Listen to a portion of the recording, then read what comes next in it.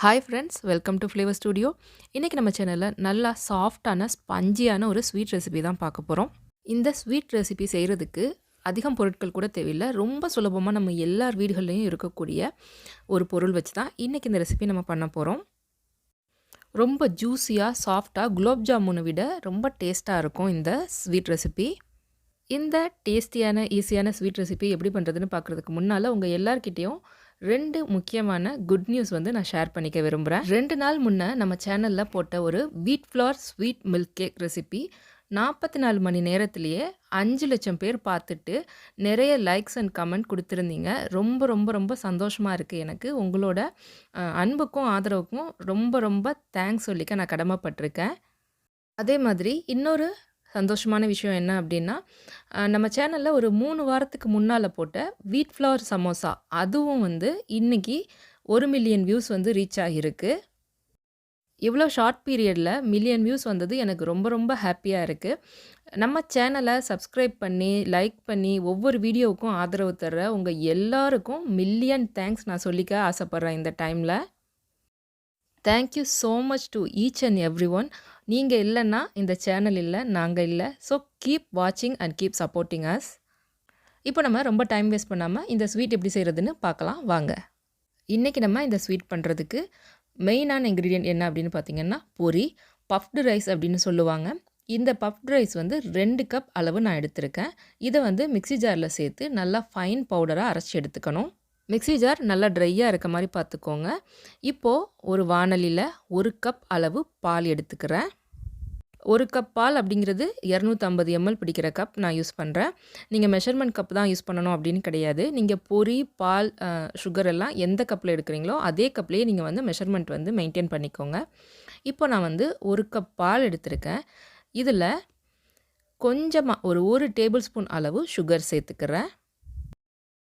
பால் நல்லா கொதிச்சு வந்ததுக்கப்புறமா நம்ம இதில் அரைச்சி வச்சுருக்கோம் இல்லையா, பொரியை பவுடர் பண்ணி வச்சுருக்கோம்ல, அதை இதில் சேர்த்துக்கணும். இப்போ மொத்தமாக ஒரேடியாக சேர்த்துறாமல் கொஞ்சம் கொஞ்சமாக சேர்த்து மிக்ஸ் பண்ணி விட்டுக்கிட்டே நம்ம இதை கலந்துக்கணும். நான் இன்றைக்கி பார்த்தீங்கன்னா 2 கப் பொரி எடுத்து அரைச்சிருக்கேன். அப்போ தான் நம்மளுக்கு 1 கப் அளவில் பவுடர் கிடைக்கும். இப்போது இந்த பாலில் இந்த பவுடரை சேர்த்துட்டு கைவிடாமல் நல்லா மிக்ஸ் பண்ணிக்கிட்டே இருக்கணும். ஜஸ்ட்டு நீங்கள் ஒரு 30 to 40 செகண்ட்ஸ்லேயே பட்டுன்னு இது கெட்டியாக ஆரம்பிச்சிரும். லைட்டாக கரண்டியால் மசிச்சு விட்டு நம்ம இதை கலந்துக்கணும். ஓரளவுக்கு இந்த பாலெல்லாம் நல்லா ட்ரை ஆகி இந்த மாவு திக்கானதுக்கு அப்புறமா இதில் 1 டேபிள் ஸ்பூன் அளவு நம்ம நெய் சேர்த்துக்கணும். நெய் இல்லைன்னா பட்டர் சேர்த்துக்கோங்க. அப்படி நெய் பட்டர் ரெண்டுமே இல்லைன்னா சாதாரணமான குக்கிங் ஆயில் கூட நீங்கள் சேர்த்துக்கலாம், ஒன்றும் பிரச்சனை இல்லை. இப்போது இந்த மாவில் நெய் நல்லா கலக்கிற வரைக்கும் நம்ம இதை மிக்ஸ் பண்ணிக்கலாம். இந்த ஸ்டேஜில் மாவு இந்த அளவுக்கு நல்லா கெட்டியானதுக்கு அப்புறமா நம்ம அடுப்பை ஆஃப் பண்ணிடலாம். ஆஃப் பண்ணிவிட்டு இதில் ஒரு 2 பிஞ்ச் அளவு உப்பு நான் சேர்த்துக்கிறேன். கடைசியாக இதில் ஒரு முட்டை நம்ம சேர்த்துக்கணும். முட்டை ஃப்ரிட்ஜிலேருந்து எடுத்திங்க அப்படின்னா கொஞ்சம் நேரம் வெளியில் வச்சு அந்த சில்னஸ் போனதுக்கப்புறம் தான் நம்ம ரெசிப்பியில் யூஸ் பண்ணணும். ஸோ ஒரு முட்டை நான் இதில் உடச்சி ஊற்றி நல்லா மிக்ஸ் பண்ணிக்கிறேன். இப்போது இதை நம்ம ஒரு பவுலில் மாற்றிக்கலாம். இந்த மாதிரி ஒரு பவுலில் மாற்றிட்டு மூடி போட்டு ஒரு 1/2 hour அந்த மாதிரி வச்சுருங்க. இது கொஞ்சம் ஊறி இன்னும் டைட்டாகும். ஸோ தண்ணியாக இருந்ததுன்னா பயப்பட வேணாம். இந்த அளவுக்கு உங்களுக்கு மாவு இருக்கும். அதாவது ஓரளவுக்கு சாஃப்டான சப்பாத்தி மாவு பதத்தில் இருக்கும்.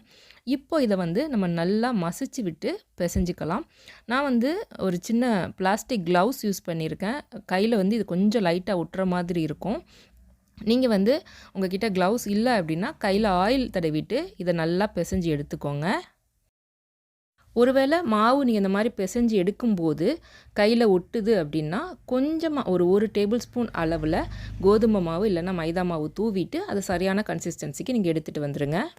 விருப்பம் இருந்ததுன்னா நம்ம உப்பு சேர்த்தோம் இல்லையா, அந்த ஸ்டேஜில் கொஞ்சமாக ஒரு 1/4 டீஸ்பூன் அளவு சோடா மாவு கூட நீங்கள் சேர்த்துக்கலாம். இன்றைக்கி நான் சோடா சேர்க்கலை. இப்போது நம்ம ஒரு சின்ன சின்ன உருண்டைகளாக எடுத்துகிட்டு அதை இந்த மாதிரி நீல வாக்கில் ஷேப்பில் உருட்டி எடுத்துக்கலாம். இது இந்த ஷேப்பில் தான் உருட்டணும் அப்படின்னலாம் இல்லை, நம்மளுக்கு விருப்பமான ஷேப்பில் நம்ம உருட்டி எடுத்துக்கலாம். இந்த மாவு கொஞ்சம் ஸ்டிக்கியாக தான் இருக்கும். ஸோ நம்ம உருண்டை உருட்டும் போது கையில் லைட்டாக எண்ணெயோ நெய்யோ அப்ளை பண்ணிக்கணும். அதே மாதிரி நம்ம அடுக்கி வைக்கிறோம் இல்லையா, அந்த பிளேட்லேயும் நெய் அப்ளை பண்ணிக்கிட்டோம் அப்படின்னா ஒட்டாமல் இருக்கும். இப்போது இந்த ஸ்வீட்டுக்கான சர்க்கரை பாகு ரெடி பண்ணிக்கலாம். இப்போ இதுக்கு நான் 1 கப் அளவு ப்ரவுன் சுகர், 1/2 கப் அளவு ஒயிட் சுகர் எடுத்திருக்கேன். நீங்கள் 1 1/2 கப்புமே ப்ரவுன் சுகர் எடுத்தாலும் ஓகே, அல்லது 1 1/2 கப் நாட்டு சர்க்கரை எடுத்தாலும் ஓகே. இப்போ இதுக்கு 1 1/2 கப் சுகருக்கு 2 கப் தண்ணி வச்சுருக்கேன். கொஞ்சமாக ஏலக்காய் பொடி சேர்த்துருக்கேன் வாசனைக்காக. இதில் 1/2 டீஸ்பூன் அளவு ரோஸ் எசன்ஸ் சேர்க்குறேன். இது வந்து கம்ப்ளீட்லி ஆப்ஷனல் தான். ஸ்வீட்டுக்கு ஒரு நல்ல ஒரு பேக்கரி ஃப்ளேவர் தர்றதுக்காக நான் வந்து ரோஸ் எசன்ஸ் சேர்த்துருக்கேன். இப்போது ரோஸ் எசன்ஸ் சேர்த்துட்டு மீடியமில் வச்சு ஒரு 8 நிமிஷம் அதை நல்லா கொதிக்க விடுங்க. 8 நிமிஷம் ஆனதுக்கு அப்புறமா இன்னொரு அடுப்பில் மாற்றி அதை சிம்மில் வச்சு மிதமான சூட்லேயே மெயின்டைன் பண்ணிக்கோங்க. நம்ம இந்த அடுப்பில் ஆயிலை சூடு பண்ணிவிட்டு மீடியம் லோவில் வச்சு சூடு பண்ணணும். நம்ம ரெடி பண்ணி வச்சுருக்க ஸ்வீட் உருண்டைகளை எண்ணெயில் சேர்த்துட்டு நல்லா டீப் ஃப்ரை பண்ணி எடுத்துக்கணும். இது நம்ம பொரி அரிசியில் பண்ணுறதுனால கொஞ்சம் டைம் எடுத்து தான் வேகும். ஸோ வந்து நெருப்பை வந்து நல்லா மெயின்டைன் பண்ணிக்கோங்க. ரொம்ப அதிகமாக வச்சிடாமல் மீடியம் டு மீடியம் லோலேயே மெயின்டைன் பண்ணி நல்லா எல்லா சைடும் டீப் ப்ரௌன் ஆகிற வரைக்கும் நம்ம இதை பொரிச்சு எடுத்துக்கணும். நம்ம குலாப் ஜாமுன் எல்லாம் வரும் இல்லையா, அந்த அளவுக்கு கலர் வந்து டீப் ப்ரௌனாக இருக்கணும். எந்த சைஸில் உருண்டைகள் சேர்த்தமோ அதுலேயே டபுள் சைஸாக வந்து நல்லா உப்பி வரும், குண்டு குண்டாக வரும். பாருங்கள், பார்த்தீங்கன்னாவே தெரியும். இந்த அளவுக்கு நல்லா கலர் சேஞ்ச் ஆகவும் நான் வந்து எண்ணெயை வடிச்சிட்டு எடுத்துட்டேன். நம்ம எண்ணெயை வடிச்சிட்டு எடுத்ததுமே நம்ம இன்னொரு அடுப்பில் சூடாகவே வச்சுருக்கோம் இல்லையா சர்க்கரை பாகு, அதில் வந்து இந்த ஸ்வீட்ஸை வந்து உடனடியாக சேர்த்துடணும், ஆற விடக்கூடாது. இப்போ இவ்வளோ நேரம் நம்ம இந்த சுகர் சிரப்புக்கு வந்து தீயை வந்து சிம்மில் வச்சுருந்தோம் இல்லையா, இப்போ கொஞ்சம் மிதமான தீக்கு மாற்றிட்டு இதை வந்து ஒரு 5 நிமிஷம் நல்லா கொதிக்க விடணும். நல்லா ஒரு வாட்டி கரண்டியால் இந்த மாதிரி கலந்து விட்டுட்டு நீங்கள் மூடி போட்டு கூட ஒரு 5லேருந்து 6 நிமிஷம் நல்லா இதை வந்து வேக விடுங்க. அப்போ தான் நமக்கு சாஃப்டான நல்லா ஸ்பாஞ்சியாக ஜூஸியாக இந்த ஸ்வீட் கிடைக்கும். ஸோ இப்போ ஒரு 5 நிமிஷம் நல்லா கொதித்ததுக்கப்புறமா அடுப்பை ஆஃப் பண்ணிவிட்டு இதை நல்லா ஊற விட்டுருங்க. நல்லா அந்த சுகர் சிரப்பில் இந்த ஸ்வீட் வந்து ஊறினதுக்கு அப்புறமா எடுத்து சர்வ் பண்ணோம் அப்படின்னா ரொம்ப அருமையான டேஸ்ட்டில் ரொம்ப சுவையாக இருக்கும். நீங்களும் இந்த ரெசிபியை ட்ரை பண்ணி பாருங்கள். கட்டாயம் உங்கள் எல்லாருக்கும் பிடிக்கும் அப்படின்னு நினைக்கிறேன். உங்களோட ஃபீட்பேக்கை மறக்காமல் கமெண்ட் செக்ஷனில் என் கூட ஷேர் பண்ணிக்கோங்க. இந்த ரெசிபியில் ஏதாவது டவுட் இருந்தது அப்படின்னா கமெண்ட்டில் கேளுங்க. நான் வந்து என்னால் முடிஞ்ச வரைக்கும் சீக்கிரமாக உங்களுக்கு ரிப்ளை தரேன். இந்த வீடியோ பிடிச்சிருந்ததுன்னா லைக் பண்ணுங்கள், ஃப்ரெண்ட்ஸ் அண்ட் ஃபேமிலி கூட ஷேர் பண்ணுங்கள். இதே மாதிரி ஈஸியான டேஸ்டியான ரெசிபீஸ்க்கு நம்ம ஃப்ளேவர் ஸ்டுடியோ சேனலை மறக்காமல் சப்ஸ்கிரைப் பண்ணிக்கோங்க. சீக்கிரமே உங்களை இன்னொரு இன்ட்ரெஸ்டிங்கான ரெசிபியோடு சந்திக்கிறேன். அது வரைக்கும் take care, bye bye. Thanks for வாட்சிங்.